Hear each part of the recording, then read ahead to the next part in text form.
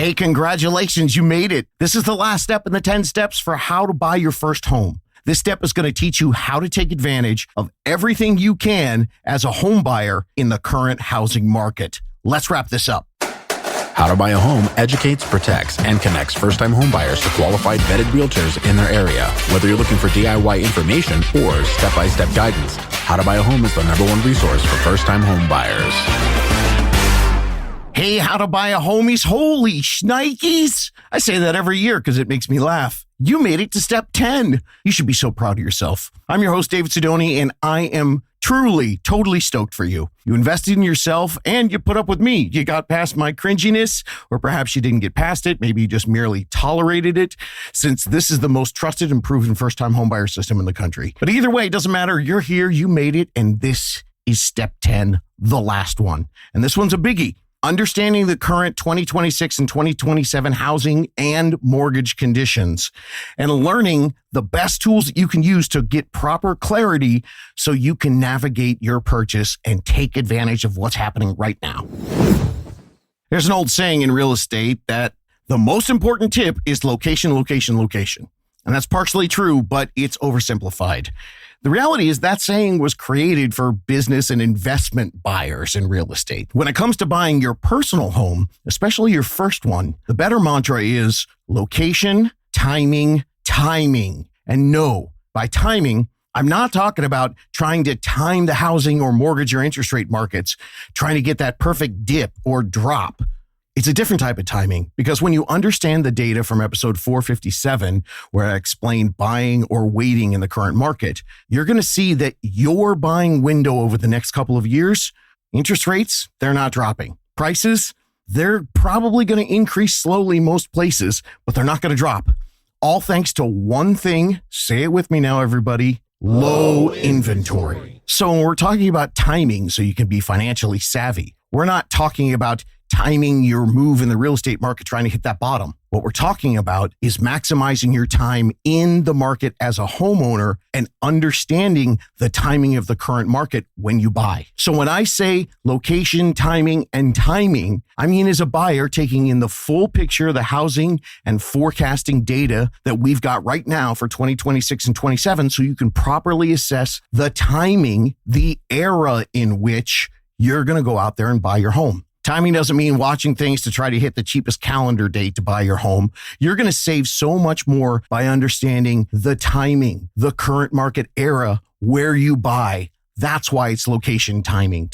So yes, in your overall home purchase planning, this step 10, it's crucial. What conditions are the current housing and lending markets giving to you, and how can you take advantage of them? Right here, I could do about 4 hours on all of the things that could change in home shopping, presenting your offer, the competition, the bidding, how quickly you need to see the homes, how quickly you need to present your offers, the negotiation tactics, the closing tactics, the inspection tactics, the loan updates, like for reals. I could talk about this stuff for hours. It's that detailed. But instead, what I'm going to do is I'm going to give you a small sample of how market conditions can change your individual way of how you're going to buy your home. You want to find out, hey, what's happening with down payment assistance programs? Are there new ones that just became available? Because that happens all the time. And that goes in reverse too. Down payment programs have temporary availability. Some of them, maybe they were there in 2025, but now they don't exist anymore. And what about loan programs for your specific approval numbers with today's loan programs? There are changes in the credit score rules, changes in income qualifications, those fluctuate all the time. And debt to income variances. What about interest rate buy downs? Mathematically, are they a great deal for you right now or in a couple months when you're going to buy a home? Are there any zero down payment programs available in your specific market today? And what type of lender should you be using right now in your market? Who's got the best deals? What's the best down payment to get taken seriously, depending on how sellers are looking at things, depending on how the market moves? How are banks lending to self-employed persons right now? What alternative and creative loans are they offering that can be used responsibly to help you find affordability in this transitional, high price, high interest rate 26 and 27 market? And then there are the sellers. Don't forget, it's a one-off purchase and you have to deal with their psyche. Maybe they started thinking about selling their home 2 years ago and maybe prices have flattened and they thought they were going to get $50,000 more. So what you're looking to understand is specifically, how are the sellers selling homes right now? Is it a buyer's market or a seller's market in your area?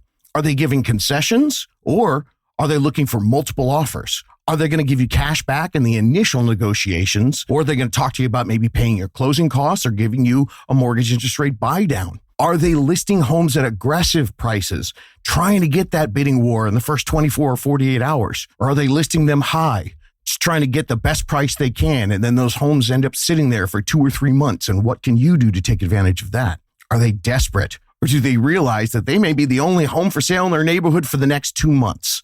Are they going to hold open houses? Or are they going to show their home by appointment only? Or maybe they're going to be one of those weirdos out there that try to get you to put in a blind offer. This is a real thing. They're not doing any showings at all on their home. You only get to look at the pictures and the virtual tours. And what are the current tricks that buyers are using to successfully buy homes right now? Do you have to get to that listing in the first hour the home is on the market before it gets snatched up? Or can you wait a week to see a new listing? How are bidding wars being handled in your area right now? Do you have to offer over the list price? And if so, how much? How strong an offer do you need to present at your initial offering? Do you need to offer everything up front, or can you save a little bit and maybe negotiate along the way? What are things beyond the price in the terms that are working for buyers right now to get their offer accepted? What contract terms are so irresistible the sellers are jumping on them in your area? And what about new construction and new home development? I mean, what should you be looking at? Are the new home builders still offering some incentives back to you? Are they giving you cash to close, concessions, upgrades, or other deals? And in your area, what's going on with the builders? Are they oversupplied, or are they desperate this month? How long are the building periods? If you put in an offer today, do you get a home in 5 months, 7 months, or 10 months? What new city and county projects and developments are happening in the areas that you're looking at? And are they something that you like? Are they good, or are they bad things that you realize, I don't want to live where there's that kind of development coming? And then finally, what's new with homeowners insurance, with HOAs, and with climate issues in your area that you might be looking? Spoiler alert on those three, there's a lot of new stuff happening with all that. You know, I see buyers all the time and they study the financial aspects of buying a home. They got all their spreadsheets. They're looking at interest rates and loan programs and trying to get and squeak the perfect deal. They do that for 6 months and it saves them a little. But where you truly have the opportunity to save the money is knowing exactly how all those things I just talked about and a whole bunch more is currently working in the current market and in your specific area. Understanding that is just vital, because when you truly embrace the ever-changing, dynamic, and fluid nature of buying a home, you're not going to be looking for the answer that someone gave you 6 months ago. And that's going to put you well ahead of most first-time home buyers, which not only is great for you to know, hey, I'm doing it better than most. No, it's also better if there's any competition in your area, because your offer is going to stand out as serious and informed. That's far more important than researching interest rates for 6 months. This is the best way to win, to take advantage of what's happening right now in your current market. And the list that I rattled off, it's wildly incomplete. It's just a sample of the hundreds of options that can be totally different in every new housing market cycle. Your specific timing of when you're going to buy, it's going to drastically affect the hundreds of buying tips and tactics that are going to be huge keys, well, to you getting your keys of your dream home. And you're going to be using the best current affordable options because you've figured out what they are. And in 2026 and 2027, for the first time in decades, the location part of that saying, location, location, location. Well, in my case, I call it location, timing, timing. But that location part, for the first time since the 1900s, we are in a split housing market. We've got half the country is a buyer's market and the other half is still a seller's market. That is new, gang. You as a buyer have to protect yourself and get the most recent regional information, because the national headlines out there, they're wrong. And if you're in the Northeast, your friend's story about buying a home in the Southwest, it's not going to have squat to do with how you buy a home. And here's some food for thought. Do you know how I know that this stuff with buying a home changes all the time? And I also know that the very best way for you and all first-time home buyers out there to get the best deal is to work with a team that can share with you all of these constant changes, updates, and opportunities. You know why I know that? Well, because I've been coaching and serving first-time homebuyers for 20 years. And if there was a manual to be written, I'd have written it by now. That's why I redo these 10 steps every 7 or 8 months. This is why I do market updates at least once a month, why I do 3 podcasts a week, and why I'm consistently putting up interview podcasts so you can hear what real people are doing in this housing and lending market, not just a generic, oh, this is the way you buy a house. And I know you're hearing lots of stuff. I guarantee that the best guidance for a buyer in 2026 or 27, it's going to be very different than the advice you get from your Uncle Stevie, who's basing all his knowledge on his home purchases in 2006, 2018, and 2024. Good for you, Uncle Stevie. You bought 3 homes in your life, but you may as well bought them on other planets because information from last decade, last year, and last month is outdated. And sometimes even last week's best practices have changed as the market shifts all the time. That means that website that you found teaching you how to buy your first home, and even though it ranks at the top of Google, it's got millions of reviews. A lot of times that information's outdated. It's generic. It's not specific. And lots of time it's just wrong. You can and you should demand better for yourself. You want to be talking to the local pros who are in the trenches every day and get you the current information. That's why this is not one of the steps early on. This is not step 2 or 3. This is step 10, so that you get all the specific buyer advantages happening that are working with your timing. And to do that, you will have to have secured your professional team so they can inform you with here and now tactics. The best way to do that is to plan for months and then get into these details with your team, especially because a lot of the stuff that I talked about there, they're complex current variations. They require you to have gone through some of the foundational educational steps in this process so you can fully comprehend how these new benefits are really going to be great for you. To take advantage of them, you have to have a solid understanding of what they are. That's why this is step 10. The more engulfed that you get into this process, steps 1 through 9, well, the easier it will be for you to see the intricacies of the current market tricks that you can use when you're timing your home in today's buying market.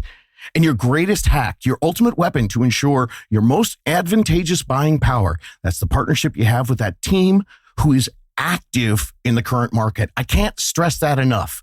If you want to avoid stress yourself, make sure that your team is in it.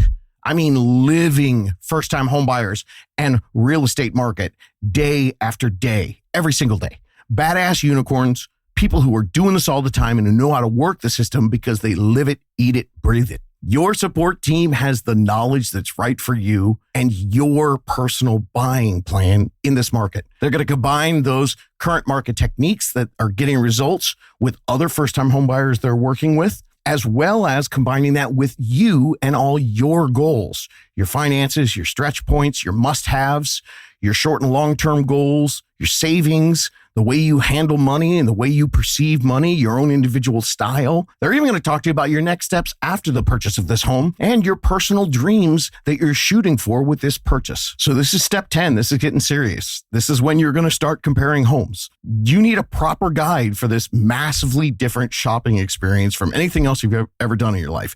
It's not grocery store shopping, comparing brands and prices and quality. It's not comparison shopping with multiple different products on Amazon trying to get the best deal. This is like going to a freaking Willy Wonka store. And every time you open the door, the room is completely different. The products have all changed massively. And the price and loan options are totally different than when you first came to this store a month ago, 6 months ago, a year ago. Heck, it might even be different than last week. And look, of course, there are some general ideas and general principles that are going to work pretty much anytime someone buys a home. And those are great to get your foundation, but you have to be able to separate and understand. Nobody, especially Google, can give you simple cheats and hacks that work in every single housing market. And throw on top of that, we're also going to be dealing with your individual buying specifics for you and your own unique buying options, goals, and all the things that you put together to make your plan. So the advice that you find or hear anywhere, it's useless unless it's given to you by somebody who spent hours with you, who understands your full picture. Now, these 10 steps get you started. There's a lot more involved with buying a home. So understanding all of these things that are part of step 10, it's kind of like the entire home buying process. We did 10 steps now, but there's a lot more out there. Review the episode guide.